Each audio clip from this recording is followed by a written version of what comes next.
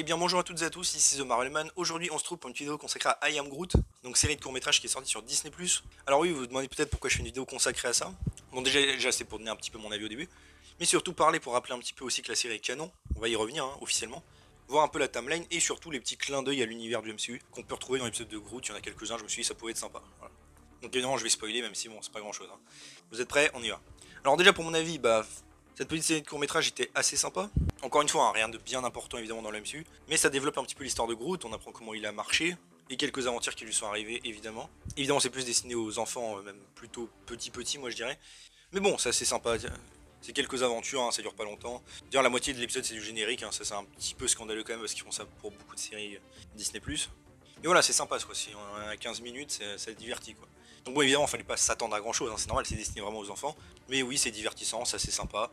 Voilà, pour passer un peu le temps. D'ailleurs, je trouve que la disposition des épisodes est assez mauvaise sur Disney+, dans le sens ils ont fait vraiment les courts-métrages séparés, alors qu'ils auraient pu tout mettre comme I Am Groot, surtout que c'est censé être une saison 1, et faire juste que ce soit des épisodes, mais bon. J'imagine que c'est pour les mettre dans la timeline, mais bon, c'est un peu stupide quand même. D'ailleurs, j'ai bien aimé que Groot, dans ces épisodes, soit assez violent, dans le sens, il vire le mec là de son vaisseau, là, le gars qui a pas de forme là. Aussi, il écrase tout le peuple là, avec son pied, enfin je trouvais ça assez marrant quoi. Ça rappelait un petit peu l'humour justement de James Gunn. C'est vrai que même Baby Groot dans les Gardiens de la Galaxie 2 était assez violent un peu. Alors je trouve ça assez cool. Puis même le fait de le développer aussi qu'il peut pousser, enfin ses feuilles poussent quand il a de la bouche, je trouvais ça marrant aussi. Ça rajoute un petit peu dans le lore. Mais voilà. Ensuite maintenant on va parler un petit peu donc du canon de cette série et où elle se place dans la timeline. Alors déjà on commence par le canon. J'en ai déjà parlé dans d'autres récaps de news où j'en parlais déjà. Mais en fait oui la série est bien canon. En effet j'explique quand même un petit peu l'histoire. C'est que James Gunn quand on lui avait posé la question à l'époque sur Twitter, il avait dit déjà qu'il était pas, il faisait pas assez partie du projet. Donc déjà James Gunn n'a pas vraiment son mot à dire sur le canon puisqu'il ne fait pas partie de ce projet. Il peut juste l'ouvrir par exemple sur les Gardiens de la Galaxie en général. Il a dit que ça ne fait pas vraiment partie de la saga des Gardiens, mais pareil ça veut rien dire en soi, ça veut dire juste la saga de film. Et il a dit surtout que c'était pas essentiel à regarder. Mais encore une fois, je vous rappelle quand même un petit truc sur le canon. J'en ferai peut-être d'ailleurs une petite vidéo dédiée. Le canon n'a rien à voir avec est-ce que c'est nécessaire à regarder ou s'il se passe grand chose dans un truc. Le canon c'est juste est-ce que c'est dans la même continuité, oui ou non. C'est pas peut-être, c'est pas à moitié, c'est oui ou non. Et en l'occurrence là oui, puisqu'on a le producteur, Brad Winderbaum qui dirige maintenant Marvel Studios Animation, donc quand même c'est pas rien. Dans la parole, évidemment, vu que c'est un producteur, surclasse complètement celle de James Gunn, et il lui a dit que c'était bien canon et que ça prenait place vers les Gardiens de la Galaxie, mais on va y reparler de ça. Mais voilà, j'aime pas cette définition du canon là que les gens se font récemment, où c'est juste est-ce que c'est nécessaire à comprendre. Non, ce n'est pas ça le canon. C'est pour ça que d'ailleurs beaucoup de gens ne regardaient pas les anciennes séries MCU Marvel TV, c'est parce que ça n'a pas de grosses répercussions sur la saga. Oui, mais on s'en fout. Encore une fois, le canon, ce n'est pas est-ce que ça a des répercussions ou pas, ça n'a rien du tout. Mais bon, bref. Et donc, niveau timeline, eh bien déjà, on a l'épisode 1, qui montre vraiment les premiers pas de Groot, donc qui devrait se passer entre les Gardiens 1 et 2. D'ailleurs, entre les Gardiens 1 et 2, il y a aussi un épisode d'Agent of Shield, la saison 2, épisode 3. Mais bon, à mon avis, ça se passe avant ça, puisque Groot a l'air de grandir assez vite quand même.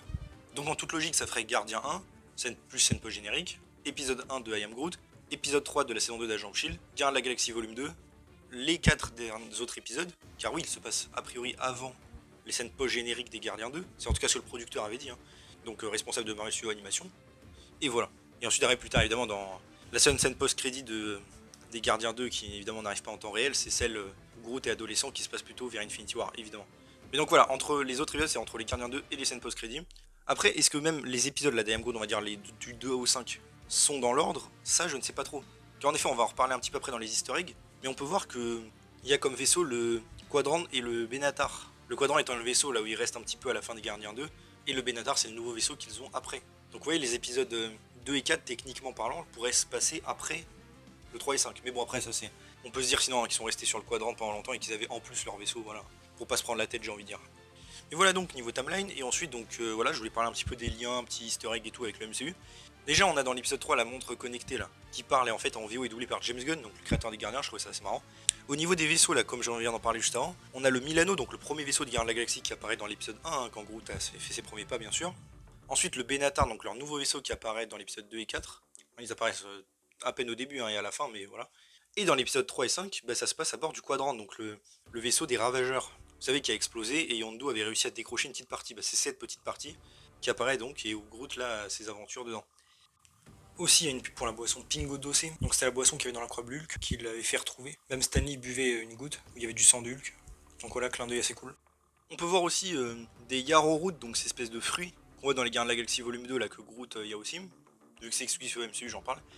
On a aussi les Vilo, donc ces espèces de créatures, qui avait même sur la planète Beert, dans les Gardiens de la Galaxie volume 2, que là on peut revoir vite fait, là qui attaque Groot vite fait, ça apparaît là. ça fait encore une espèce. On a aussi les cris hein, sur un dessin, petite référence. La Terre aussi évidemment. Enfin la Terre, il y a un sticker de la Terre. Il y a aussi un comics là avec Alf. Bon ok c'est pas MCU mais j'en parle parce que voilà c'est pour l'easter egg. On a aussi les batteries Annulax hein, qui étaient dans les Gardiens de la Galaxie 2, qu'ils ont volé à Ayesha dans les Gardiens 2. Donc ça c'est cool. Aussi quand Groot là est aux toilettes dans l'épisode 3 on peut voir une BD là, où il y a d'ailleurs un dessin de Thanos.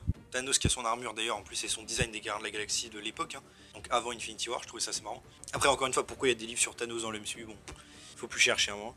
On a d'ailleurs aussi un logo de la NASA, alors là j'en parle parce que dans le MCU la NASA a été corrompue un moment par Hydra, c'est pour ça que j'en parle, hein. C'est montré dans Agent of Shield.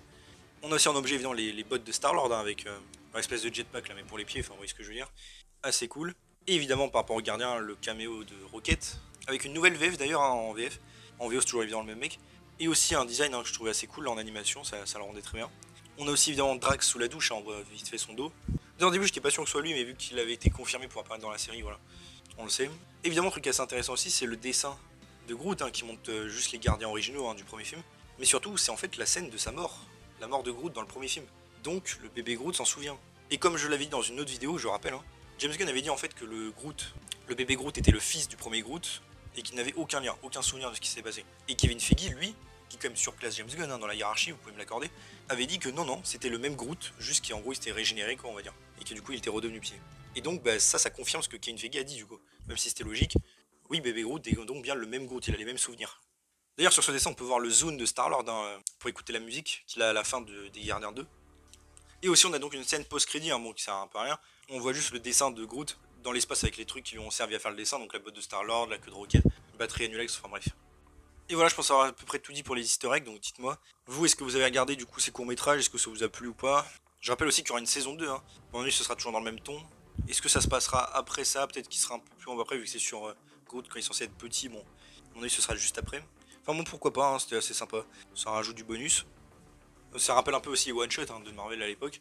Et franchement, même la qualité des effets spéciaux et tout était franchement sympa, enfin les CGI et tout. Comme quoi, quand on laisse du temps à Marvel, bah, ils savent faire des bons trucs.